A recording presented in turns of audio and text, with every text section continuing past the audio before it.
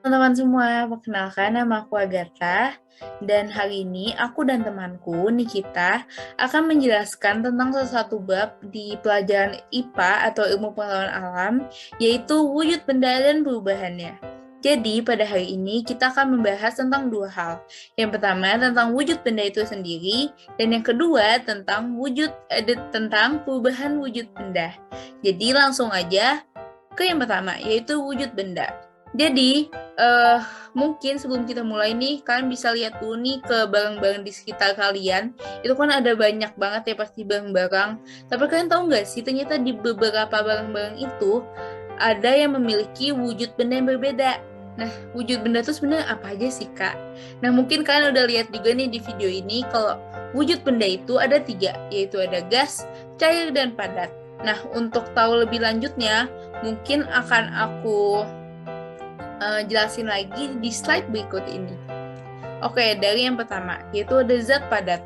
Jadi mungkin sebelum kita mulai nih, aku akan sebutin dulu contoh-contohnya, biar nanti kalian bisa makin membayangkan dan paham nih tentang zat padat itu sendiri. Jadi zat padat itu sendiri contoh-contohnya seperti batu, kayu, kaca, mungkin selain di slide ini ada juga meja belajar, buku, kursi, dan lain-lain. Nah, seperti contoh-contoh tadi, mungkin kan udah tahu nih kalau zat padat itu memiliki bentuk yang volume yang akan selalu tetap. Maksudnya di sini ketika kita taruh zat padat itu, contohnya misalnya kita taruh buku di suatu tempat, bukunya itu tidak akan berubah bentuknya atau tidak bisa melebur gitu ke wadah atau tempat yang kita taruh tadi. Misalnya kita taruh buku ke loker, nah otomatis ukuran bukunya itu atau bentuknya bukunya itu akan selalu sama seperti sejak awal yang kita taruh kan, nggak akan berubah jadi lemari atau nggak akan berubah jadi lokernya itu kan. Makanya itu dikatakan bahwa bentuk dan volume akan selalu tetap. Yang kedua, letak molekulnya sangat teratur dan berdekatan. Lalu yang ketiga, gaya ikat antar molekulnya juga sangat kuat, dan yang keempat, gerakan molekulnya terbatas dan rapat. Nah, untuk ciri-ciri nomor 3, nomor 2 sampai nomor 4, kalian bisa lihat nih di gambar di samping ini. Untuk molekul-molekulnya, kalau untuk zat padat, dia ini pasti memiliki letak yang teratur dan sangat berdekatan dan memiliki gaya ikat yang sangat kuat. Dan hal ini menyebabkan molekulnya terbatas dan rapat. Nah, jadi molekul-molekul yang terbatas dan rapat dan sangat kuat ini, yang saling berdekatan ini, itu tuh yang nyebabin bentuk dan volume zat padat itu selalu berubah. Maksudnya selalu tetap. Jadi otomatis gara-gara mereka berdekatan dan kuat ini, itu tuh sulit gitu kan bagi molekul-molekul ini untuk bergerak dan berubah, sehingga hal ini nantinya yang akan membentuk benda-benda zat padat itu akan selalu tetap. Gitu ya teman-teman. Mungkin biar kalian lebih paham gitu, aku akan ngejelasin dengan ilustrasi. Contohnya ini kalian ada di lift dan kalian ada berlima, otomatis itu kan nggak berlima masih mending ya, ada bersepuluh orangan lah. Nah otomatis itu kan bakal sempit banget gitu ya, dan ya kayak gitulah teman-teman, seperti molekul zat padat pada suatu wadah tertentu. Jadi orang-orang itu seperti molekulnya, dan lift itu sendiri seperti wadah itu sendiri. Jadi kan akan sulit gitu untuk molekul-molekul itu bergerak. Nah, yang kedua ada zat cair. Contohnya itu kayak air, oli, dan sirup. Nah, untuk zat cair sendiri itu tuh memiliki ciri-ciri bentuknya selalu berubah dan mengikuti wadahnya. Mungkin tadi udah kalian dengar juga dari contoh-contohnya seperti air. Air itu kan misalnya kalau kalian pindahin dari suatu wadah, satu gelas misalnya ke suatu mangkok gitu, otomatis nanti airnya itu akan mengikuti gerak si mangkoknya itu kan. Dan makanya itu tuh yang disebut bentuknya akan selalu berubah mengikuti wadahnya.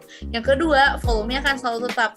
Selalu tetap di sini maksudnya ketika kita nuangin, misal kita nuangin 50 ml air dari gelas ke mangkok. Nah, otomatis nanti volume mangkoknya itu juga tetap 50 ml itu kan. Makanya volume ini akan selalu tetap meskipun bentuknya itu akan berubah-ubah gitu ya teman-teman. Yang ketiga, letak molekulnya berdekatan. Nah, di sini berdekatannya itu nggak sedekat zat padat tadi, cuma masih berdekatan. Contohnya bisa kita lihat nih di gambar samping ini, dia ini saling berdekatan kan, dan gaya ikat antar molekulnya ini lemah dan yang akhirnya membuat gerak molekulnya ini agak bebas.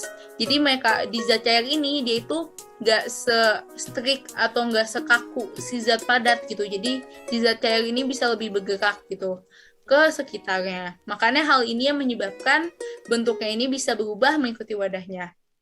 Yang ketiga, ada zat gas. Untuk zat gas sendiri memiliki contoh-contoh. Contohnya ini kayak yang di gambar ini, kayak ada asap, semprotan parfum, lalu gas pada balon, dan lainnya. Gitu.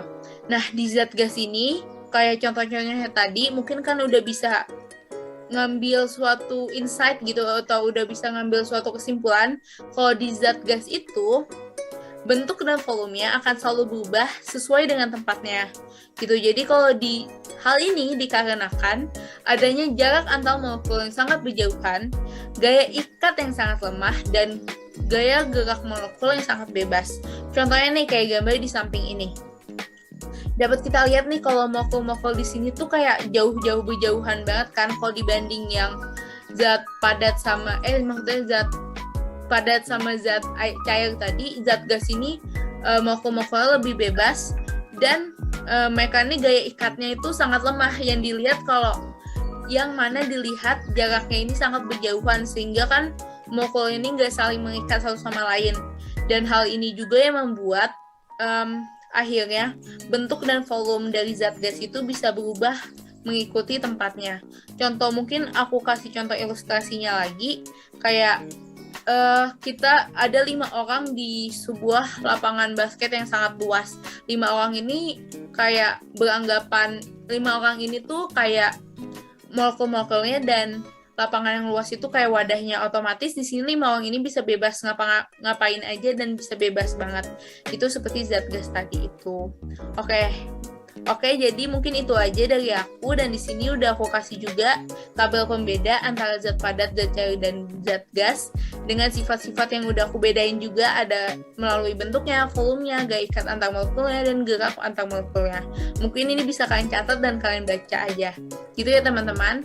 Mungkin segitu dulu dari aku. Untuk materi selanjutnya akan dilanjutin oleh teman aku, yaitu Kanikita. Makasih semuanya. Oke, perubahan wujud benda. Perubahan wujud benda dibagi menjadi 6 bagian. Yang pertama ada yang mencair, lawannya itu membeku, dan yang ketiga itu ada menyublim, lawannya itu mengkristal, dan yang kelima dan keenam ada menguap dan lawannya itu mengembun. Nah, apa sih maksud dari ini semua? Nah, untuk penjelasan lebih lanjutnya, mari kita simak bersama-sama penjelasan di slide berikutnya. Oke, yang pertama mencair. Apa sih itu mencair? Jadi mencair itu adalah perubahan wujud benda yang dari semulanya padat menjadi cair. Mengapa terjadi demikian? Hal tersebut bisa terjadi karena benda tersebut diberi kalor atau dipanaskan, sehingga benda yang awalnya beku menjadi cair. Nah, contoh di kehidupan nyatanya tuh apa sih peristiwa mencair ini? Nah, bisa kita lihat dari gambar yang ada di sini. Ini contohnya es batu. Ketika es batu yang semulanya padat kita keluarkan dari kulkas dan kita diamkan di suhu ruangan, dia akan mencair karena suhu ruangan lebih panas dibanding suhu yang ada di kulkas. Dan contoh lainnya itu adalah mentega. Mentega itu awalnya padat, tetapi kalau kita panaskan di atas panci dengan api dari kompor, mentega tersebut akan mencair gitu. Nah, kita lanjut di perubahan wujud benda yang kedua, yang merupakan lawan atau kebalikannya dari mencair, yaitu membeku. Jadi apa itu membeku? Membeku adalah proses perubahan wujud benda dari yang awalnya cair menjadi padat. Mengapa terjadi demikian? Karena adanya proses pelepasan kalor atau benda tersebut didinginkan. Nah, contohnya apa? Contohnya kalau tadi es batu dikeluarkan menjadi cair, kalau sekarang air dimasukkan ke kulkas karena dan terjadi pelepasan kalor menjadi es batu. Jadi itu contohnya, dan di kehidupan nyatanya ini ada ya, di negara-negara dengan iklim subtropis ketika musim dingin, pohon-pohonnya ini, air-air yang ada di pohonnya akan membeku menjadi es karena suhunya sangat dingin gitu. Jadi benda didinginkan, maksud saya zat didinginkan, lalu dia akan menjadi beku seperti ini. Oke, kita lanjut. Perubahan wujud benda yang ketiga yaitu menguap. Jadi apa sih menguap? Menguap adalah proses perubahan wujud zat yang semulanya itu merupakan cair menjadi uap. Mengapa bisa terjadi demikian? Karena zat tersebut dipanaskan. Nah, contohnya itu apa di kehidupan nyata? Contohnya bisa kita lihat di gambar. Contohnya ini, ketika kita memanaskan air, memanaskan air tersebut lama-kelamaan akan menjadi uap seperti ini, seperti yang ada di gambar.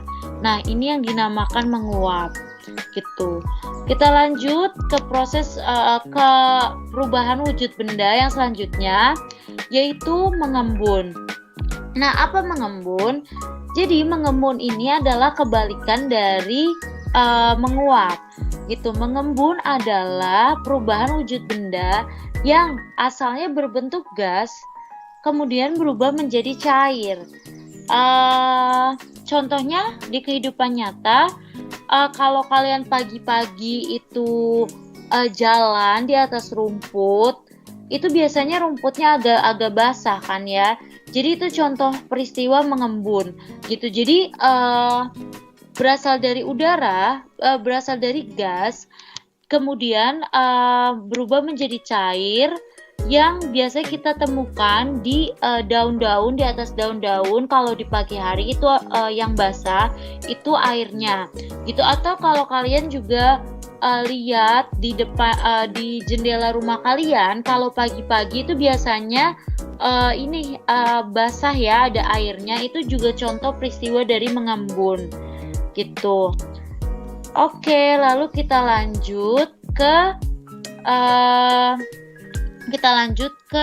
perubahan wujud benda selanjutnya, yaitu menyublim. Nah, apa tuh menyublim? Jadi menyublim adalah perubahan wujud dari zat padat menjadi gas. Contohnya apa? Contohnya kalau kalian tahu kapur barus yang biasanya ditaruh di lemari, itu ketika ditaruh di lemari awalnya berbentuk padat, tetapi lama-kelamaan dia mengecil kan. Dia mengecil menjadi gas. Itu adalah contoh perubahan, contoh dari menyublim. Oke, kita lanjut. Lawannya dari menyublim adalah mengkristal. Nah, apa tuh mengkristal? Mengkristal adalah perubahan wujud benda yang asalnya berbentuk gas berubah menjadi padat. Nah, contoh di kehidupan nyatanya adalah para nelayan, petani garam tradisional. Mereka itu bahan dasar untuk membuat garam itu adalah air laut ya. Jadi kan awalnya berbentuk gas, kemudian lama-lama menjadi garam seperti ini, menjadi padat. Oke, seperti itu. Jadi kalau dirangkum semuanya ini seperti ini ya benda itu ada 6. Jadi dari padat ke cair menjadi disebut mencair. Lawannya kebalikannya cair ke padat membeku. Dan cair ke gas adalah menguap. Gas ke cair adalah mengembun. Dan padat ke gas adalah menyublim. Dan gas ke padat adalah mengkristal. Oke, jadi sekian pembelajaran hari ini. Terima kasih teman-teman sudah menyaksikan video kali ini. Kalau ada yang ditanyakan, boleh langsung ditanyakan di WhatsApp grup saja ya. Terima kasih.